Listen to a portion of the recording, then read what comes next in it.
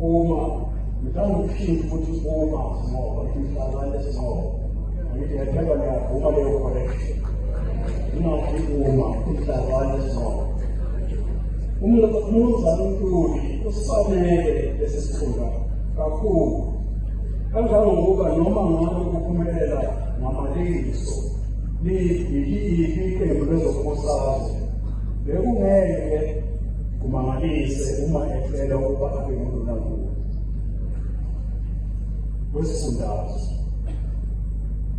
Akwenzeki nsuku zonke ukuthi okhethelwe isifunda esimfanele kangaka abe muhle kangaka egqugquzelwa izingane zakhe ayezifundisa esekelwa ngozakwabo asebenze nabo omasipala ngempumelelo isikhathi esizayo encoma indlunkulu nenhlonipho yakhe enza okwakuyilele ukuba anqobe ukhetho emajulini kalowo wayengumongameli wezwe.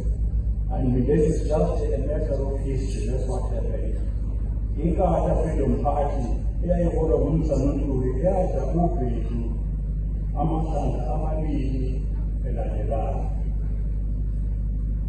Wena oqonde njengomuthi lomkhono qonda njalo.